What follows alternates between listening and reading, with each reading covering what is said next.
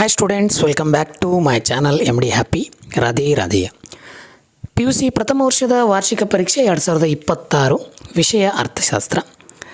ನಾನು ಆಲ್ರೆಡಿ ವಿದ್ಯಾರ್ಥಿಗಳಿಗೆ ಹೇಳ್ತಾನೆ ಬಂದಿದ್ದೀನಿ, ನಿಮ್ಮ ಆ್ಯನ್ಯುವಲ್ ಎಕ್ಸಾಮ್ಗಳು ಪ್ರಾರಂಭವಾಗಿದ್ದಾವೆ.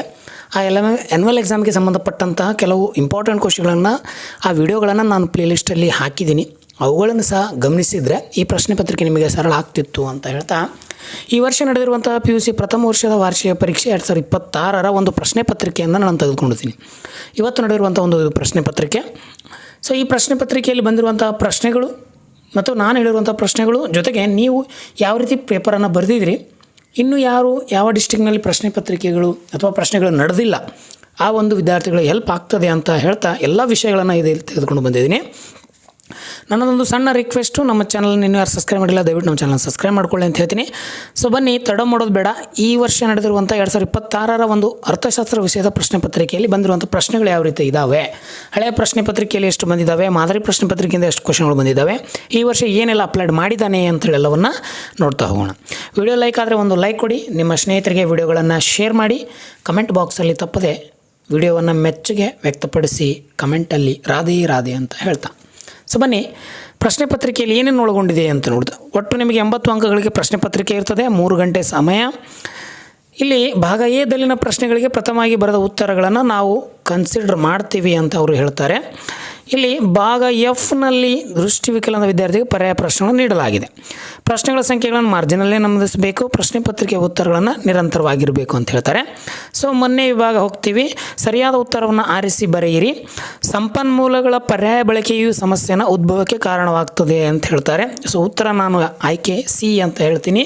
ಸೊ ಆಲ್ರೆಡಿ ನಾನು ಹಳೆಯ ವಿಡಿಯೋಗಳಲ್ಲಿ ಈ ಪ್ರಶ್ನೆ ಬರ್ತದೆ ನಿಮಗೆ ಕಡ್ಡಾಯ ಅಂತ ಹೇಳಿದೆ, ಅದು ಪ್ರಶ್ನೆ ಬಂದು ಹೋಗಿದೆ. ಇನ್ನು ಎರಡನೇ ಪ್ರಶ್ನೆ ಸಹ ಕಡ್ಡಾಯ ಬರ್ತದೆ ಅಂತ ಹೇಳಿದ್ದೆ ನಾನು. ಆಯತ ಚಿತ್ರವು 4 ಪರಿಮಾಣ ಆಕೃತಿ ಅಂತ ಹೇಳಿದ್ದೆ, ಅದು ಸಹ ಇಲ್ಲಿ ಬಂದು ಹೋಗಿದೆ. ಟಾಟಾ ಕಬ್ಬಿಣ ಮತ್ತು ಉಕ್ಕು ಕಂಪನಿ ಟಿಸ್ಕೋ ಸ್ಥಾಪನೆಯಾದ ವರ್ಷ ಅಂತ ಹೇಳಿದ್ರೆ ಅದು 1907 ಆಗಸ್ಟ್ 26ರಲ್ಲಿ ಏನಾಗ್ತದೆ, ಸ್ಥಾಪನೆ ಆಗ್ತದೆ. ಸರ್ಕಾರದ ತೆರಿಗೆ ಮತ್ತು ವೆಚ್ಚದ ನೀತಿಗಳನ್ನು ಒಟ್ಟಾರೆಯಾಗಿ ಹೀಗೆನ್ನುತ್ತಾರೆ ಅಂತಂದರೆ ಕೋಶೀಯ ನೀತಿ ಅಂತ ನಾವು ಕರಿಬಹುದು.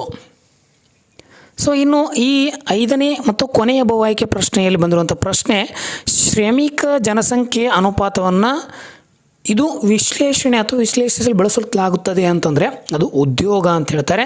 ಕೆಲವು ವಿದ್ಯಾರ್ಥಿಗಳು ಲಿಂಗಾನುಪಾತ ಅಂತ ಬರೆದರೆ ಅದು ತಪ್ಪಾದ ಉತ್ತರ, ಸರಿಯಾದ ಉತ್ತರ ಉದ್ಯೋಗ ಅಂತ ನಾವು ಹೇಳ್ಬೋದು. ಇನ್ನು ಆವರಣ ಕೊಟ್ಟಿರುವಲ್ಲಿ ನಿಮಗೆ ಒಂದು ಪ್ರಶ್ನೆಯಲ್ಲಿ ಕಡ್ಡಾಯವಾಗಿ ಬಂದಿದೆ, ಅದು ಯಾವುದಂತ ನಾನು ಹೇಳ್ಕೊತ ಹೋಗ್ತೀನಿ ನೋಡಿ. NSSOದ ತ್ರೈಮಾಸಿಕ ಪತ್ರಿಕೆಯನ್ನು ನಾವು ಸರ್ವೇಕ್ಷಣ ಅಂತ ಕರಿತೀವಿ. ಹೊಸ ಪ್ರಶ್ನೆಯನ್ನು ಅಳವಡಿಸಿದ್ದಾರೆ. ಅಂಕಗಣಿತ ರೇಖಾಚಿತ್ರವನ್ನು ಕಾಲ ಶ್ರೇಣಿ ನಕ್ಷೆ, ನಾನು ಆಲ್ರೆಡಿ ಹೇಳಿದ್ದೀನಿ, ಈ ಪ್ರಶ್ನೆ ಬಂದಿದೆ. ಹೊಸ ತಂತ್ರಜ್ಞಾನ ಬಳಸಿಕೊಳ್ಳೋದಕ್ಕೆ ನಾವು ಆಧುನೀಕರಣ ಅಂತ ಕರಿತೀವಿ. ಇಲ್ಲಿ ಶಿಕ್ಷಣ ಮೇಲು ತೆರಿಗೆಯಿಂದ ಬರುವ ಆದಾಯವನ್ನು ಪ್ರಾಥಮಿಕ ಶಿಕ್ಷಣ ಮೇಲೆ ವೆಚ್ಚವನ್ನು ಮೀಸಲಿಡಲಾಗ್ತದೆ, ಇದನ್ನು ಬರ್ತದೆ ಅಂತ ಹೇಳಿದ್ದೀನಿ, ಬಂದಿದೆ ಪ್ರಶ್ನೆ. ಇನ್ನು ಕೊನೆಯ ಪ್ರಶ್ನೆ, ಸಾವಯವ ಬೇಸಾಯವು ರಾಸಾಯನಿಕ ಮುಕ್ತ ಬೇಸಾಯವಾಗಿದೆ ಅಂತ ಹೇಳ್ತೀವಿ ನಾವು. ಆಲ್ರೆಡಿ ಉತ್ತರಗಳನ್ನು ಕೊಟ್ಟಿದ್ದಾರೆ, ಅವುಗಳನ್ನು ನೋಡಿ ಗಮನಿಸಬೇಕು ಅಂತ ಹೇಳ್ತೀನಿ. ಇನ್ನು ಹೊಂದಿಸಿಬರೆಯಲ್ಲಿ 2 ಪ್ರಶ್ನೆಗಳು ಕಡ್ಡಾಯವಾಗಿ ಬಂದಿವೆ. ಯಾವ್ಯಾವ ಅಂತ ಹೇಳ್ತೀನಿ ನೋಡಿ. ಒಂದು ಮಧ್ಯಾಂಕ, ಇನ್ನೊಂದು ಪ್ರಧಾನಮಂತ್ರಿ, ಇನ್ನೊಂದು ಕೈಗಾರಿಕರಣ. ಈ 3 ಪ್ರಶ್ನೆಗಳು ಬರ್ತವೆ ಅಂತ ನಾನು ಹೇಳಿದ್ದೆ, ನಿಮಗೆ ಆಲ್ರೆಡಿ ಬಂದು ಹೋಗಿವೆ ನೋಡಿ. ಉತ್ತರವನ್ನು ನಾವಿಲ್ಲಿ ನೋಡೋಣ. ಮಧ್ಯಾಂಕ ಅಂತಂದರೆ ಅದು ಸ್ಥಾನಿಕ ಮೌಲ್ಯಗಳು, ಹೌದಾ. CPI ನೋಡ್ರಿ, CPI ಎಂದರೆ ಅದು ಅನುಭೋಗಿ ಬೆಲೆ ಸೂಚ್ಯಾಂಕ ಅಂತ ಹೇಳ್ತೀವಿ. ಪ್ರಧಾನಮಂತ್ರಿಗಳು ಯೋಜನಾ ಆಯೋಗದ ಅಧ್ಯಕ್ಷರಾಗಿರ್ತಾರೆ. ಹಡಸ್ಪಾರ್ ಮಂಡಿ ಅಂತಂದರೆ ಅದು ಪುಣೆಗೆ ಸಂಬಂಧಪಟ್ಟದ್ದು. ಕೈಗಾರೀಕರಣ ಅಂತಂದರೆ ನಿಮಗೆಲ್ಲ ಗೊತ್ತಿದೆ, ವಾಯು ಮಾಲಿನ್ಯ ಅಂತ ಹೇಳ್ತೀವಿ. ಈ ರೀತಿ ಉತ್ತರಗಳು ಬಂದಿದ್ದಾವೆ. ಯಾರು ನಿಮ್ಮ ಒಂದು ಕೀ ಆನ್ಸರ್ಗಳು ಚೆಕ್ ಮಾಡೋಗಬೇಕಂದ್ರೆ ಈ ವಿಡಿಯೋವನ್ನು ನೋಡಿ, ನಿಮಗೆ ಕೀ ಆನ್ಸರ್ಗಳು ಸರಿಯಾಗಿ ಗೊತ್ತಾಗ್ತವೆ ಅಂತ ಹೇಳ್ತೀನಿ. ಸೊ ನೇರವಾಗಿ ಇಲ್ಲಿ ಪ್ರಶ್ನೆಗಳಿದ್ದಾವೆ, ಇದರ ಉತ್ತರವನ್ನು ನಾನು ನನ್ನ ಕೈ ಬರಹದಲ್ಲಿ ಒಂದು PDF ಮಾಡಿ ಕೊಟ್ಟಿದ್ದೀನಿ, ನೋಡ್ಕೊಳ್ಳಿ. ಸೊ ಪ್ರಶ್ನೆಗಳನ್ನು ನೋಡ್ಕೊಳ್ಳಿ. ಇಲ್ಲಿ ನಾನು ಬರ್ತಿದ್ದೀನಿ ನೋಡಿ. ಆಹಾರೇತರ ಬೆಳೆಗೆ ಒಂದು ಉದಾಹರಣೆ ಕೊಡಿ ಅಂತಂದರೆ, ಆಹಾರೇತರ ಅಂದರೆ ರಬ್ಬರ್ ಮತ್ತು ಹತ್ತಿ ಅಂತ ಹೇಳ್ತೀವಿ. ಅನುಭೋಗಿ ಜಾಗೃತಿ ಅಂದರೆ ನೋಡಿರಿ, ಗ್ರಾಹಕರು ತಮ್ಮ ಹಕ್ಕುಗಳು ಜವಾಬ್ದಾರಿಗಳ ಬಗ್ಗೆ ತಿಳುವಳಿಕೆ ನೀಡೋದಕ್ಕೆ ನಾವು ಒಂದು ಜಾಗೃತಿ ಅಂತ ಕರಿತೀವಿ. ಬ್ರಿಟಿಷ್ ಆಳ್ವಿಕೆ ಕಾಲದ ಪ್ರಮುಖ ಕಂದಾಯಗಳೆಂದರೆ ಜಮೀನ್ದಾರ ಪದ್ಧತಿ, ರೈತವಾರಿ ಪದ್ಧತಿ, ಮಾಲ್ವಾರಿ ಪದ್ಧತಿ. 3ರಲ್ಲಿ ಬೇಕಾದ 2ಕ್ಕೆ ನೀವು ಬರೀರಿ ಅಂತ ಹೇಳ್ತೀನಿ.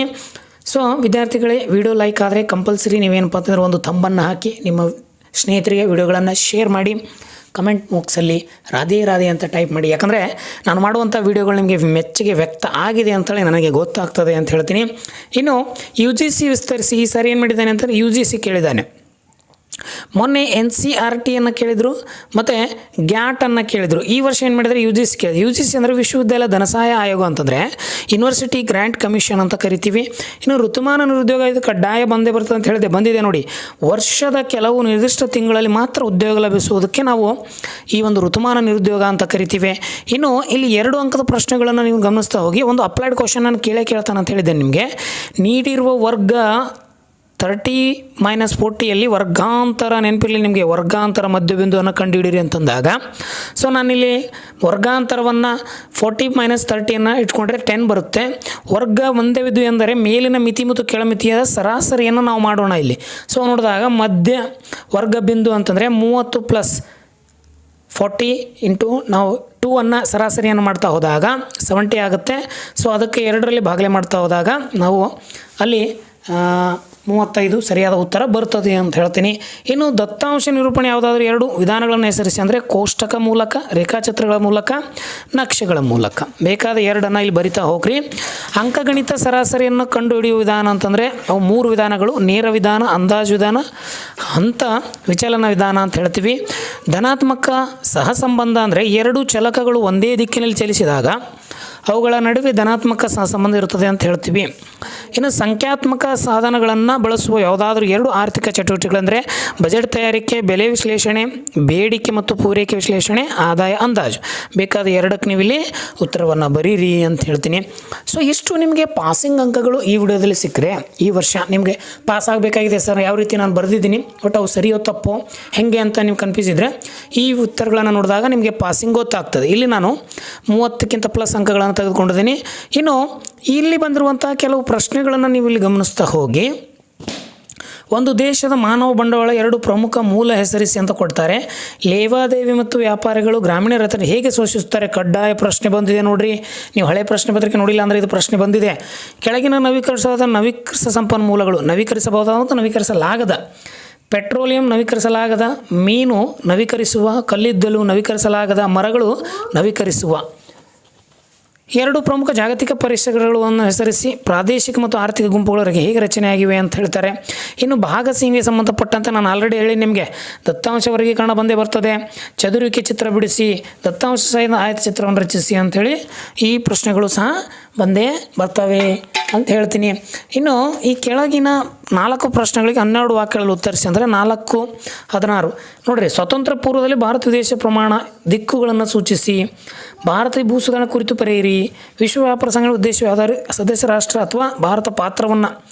ಯಾವ ರೀತಿ ಪ್ರಶ್ನೆಗಳು ಬಂದಿವೆ ಆಲ್ರೆಡಿ ನೀವು ಹಳೆಯ ಪ್ರಶ್ನೆ ಪತ್ರಿಕೆ ವಿಡಿಯೋಗಳನ್ನು ಮಾಡಿದ್ದು ನೋಡಿದ್ರೆ ನಿಮಗೆ 80 ಅಂಕಗಳು ಸರಳವಾಗಿ ಇಲ್ಲಿ ಸಿಗ್ತವೆ ಅಂತ ನಾನು ಹೇಳ್ತೀನಿ. ಇನ್ನು ಒಂದು ನಿಮಗೆ ನಿಯೋಜಿತ ಕಾರ್ಯವನ್ನು ಕೊಡ್ತಾರೆ. ಕೆಳಕಂಡ ದತ್ತಾಂಶ ಒಪ್ಪಿಸಿಕೊಂಡು ವಿದ್ಯಾರ್ಥಿಗಳ ಸರಾಸರಿ ಅಂಕಪಟ್ಟಿ ಅಥವಾ ಅಂಕಗಳನ್ನು ಲೆಕ್ಕ ಹಾಕಿ ಅಂತ ಹೇಳ್ತಾರೆ. ವಿದ್ಯಾರ್ಥಿಗಳ ಸಂಖ್ಯೆ ಮತ್ತು ಅವರ ಅಂಕಗಳನ್ನು ಕೂಡ ಕಡ್ಡಾಯವಾಗಿ ಬಂದೇ ಬರ್ತದೆ. ಇನ್ನು CPI, WPI ಮತ್ತು IIP ಇದನ್ನು ನಾನು ಪ್ರಶ್ನೆ ಕೊಟ್ಟಿದ್ದೆ, ನಿಮಗೆ ಬಂದೇ ಬರ್ತದೆ ಅಂತೇಳಿ ಬಂದಿದೆ ನೋಡಿ. ಸೊ ಈ ರೀತಿ ಪ್ರಶ್ನೆಗಳು ಬಂದಿವೆ. ಈ ಪ್ರಶ್ನೆ ಪತ್ರಿಕೆಯನ್ನು ನಾನು ನಿಮಗೆ ನಮ್ಮ ಟೆಲಿಗ್ರಾಮ್ ಗ್ರೂಪಲ್ಲಿ ಹಾಕ್ತೀನಿ, ಅದನ್ನು ತೊಗೊಂಡು ಡೌನ್ಲೋಡ್ ಮಾಡ್ಕೊಳ್ಳಿ ಅಂತ ಹೇಳ್ತೀನಿ. ಇಲ್ಲಿ ಒಂದು ಸರಳವಾದ 5 ಅಂಕದ ಪ್ರಶ್ನೆ ಇದೆ ನೋಡಿ. ಈ ಕೆಳಗಿನ ಬ್ಯಾಂಕ್ಗಳು ಕೃಷಿ, ಕೈಗಾರಿಕೆ, ರಾಷ್ಟ್ರೀಕೃತ, ಖಾಸಗಿ ಮತ್ತು ವಿದೇಶಿ ಬ್ಯಾಂಕ್ಗಳನ್ನು ಗುರುತಿಸಿ. ಆ ಬ್ಯಾಂಕುಗಳನ್ನು ಕೊಟ್ಟಿದ್ದಾರೆ, ಕಾಲಮ್ ಹಾಕಿ 1ನೇದು ಕೃಷಿ, 2ನೇದು ಕೈಗಾರಿಕೆ, 3ನೇದು ರಾಷ್ಟ್ರೀಕೃತ, ಈ ರೀತಿ ನೀವು ಟಿಪ್ಪಣಿ ಹಾಕಿ ಬರೀಬೇಕು. ಇನ್ನೊಂದು ಏನು ಕೊಟ್ಟಿದ್ದಾರೆ, ಈ ಕೆಳಗಿನ ಪಟ್ಟಿಯಲ್ಲಿ ಔಪಚಾರಿಕ ಮತ್ತು ಅನೌಪಚಾರಿಕ ಕೆಲಸಗಾರ ಯಾರ್ಯಾರು ಅಂತೇಳಿ ಈ ಪಟ್ಟಿಯಲ್ಲಿ ಕೊಟ್ಟಿದ್ದಾರೆ, ಅವುಗಳನ್ನು ಸಹ ಬರ್ಕೊಂಡು ಬಳಸಿ ಅಂತ ಹೇಳ್ತೀನಿ.